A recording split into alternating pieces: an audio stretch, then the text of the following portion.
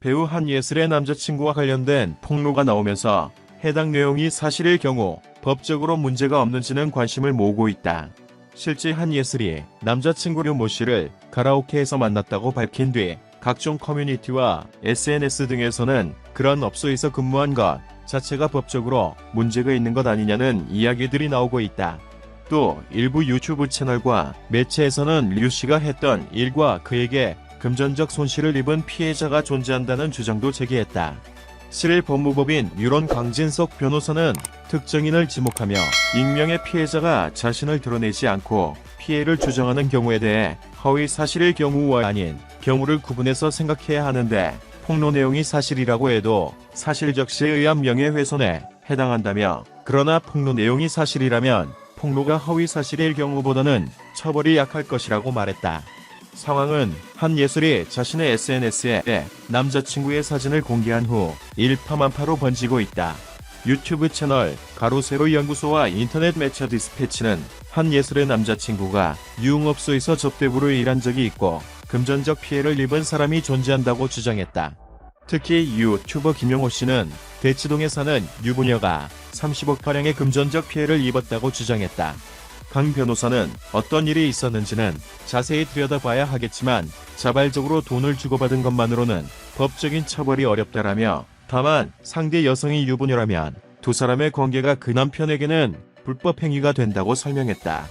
대형 롭돔 소속 변호사 A씨도 금전을 받게 된 계기나 과정이 중요하다면서 돈을 매개로 성관계를 맺었으면 성매매가 되기 때문에 처벌을 할 수 있다고 전했다.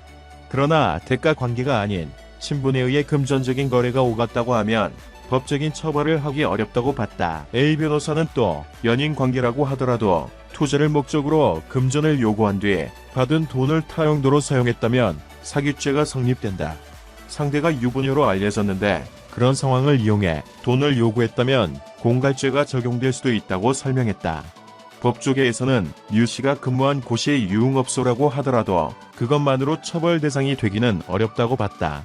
이를 한 업소가 유흥주점이 아닌 일반 음식점으로 허가를 받았더라도 통상 주인만 처벌 대상이 되기 때문이다. 유흥주점의 경우 접대부 고용도 가능하다. 식품위생법 시행 영상 유흥 종사자를 손님과 함께 술을 마시거나 노래 또는 춤으로 손님의 유흥을 돋우는 부녀자인 유흥자 대원을 말한다고 명시되어 있는데, 여기에 벗어났다고 해서 당사자를 처벌하는 규정은 없다는 의견도 있다. 한 법조계인사는 남자 접대부를 고용한 경우 업소 자체가 무허가인게 되지만 주인이 처벌을 받지 피고용인이 공범으로 함께 처벌을 받는 경우는 거의 없는 것으로 안다고 말했다. 손님으로서 유흥업소에 간 것도 법적으로 문제의 소지는 없다. 한편 한예슬은 남자친구와 관련된 의혹이 불거지자 SNS를 통해 남자친구는 호스트바가 아닌 가라오케에서 만났다며 금전적 피해와 관련된 부분은 남자친구와 대화를 통해 사실이 아닌 것으로 확인했다. 제 친구의 말을 믿고 싶다고 전했다. 또한 악성 댓글 및 허위 사실을 유포에 대해서는 법적 대응을 알린 상황이다. 유튜버 김용호는 언론사 연예부 기자 출신으로 가세형 채널에서 강용석 변호사, 김세혜 전 MBC 기자와 함께 다양한 정치 시사 이슈를 언급하며 각종 화제를 몰고 온 바 있다. 이들이 기존 언론사보다 훨씬 빠르게 언급한 이슈 가운데 상당수가 추후 사실로 드러나는 경우가 많아 관심을 받고 있다. 이에 따라 한예슬 남자친구에 대한 폭로에 이어 배우 조효정에 대한 언급도 귀추가 주목되고 있다. 시청해주셔서 감사합니다. 채널을 구독하고 배를 눌러 흥미로운 정보를 빠르게 업데이트하는 것을 잊지 마십시오. 안녕히 계세요. 다음 동영상에서 만나요.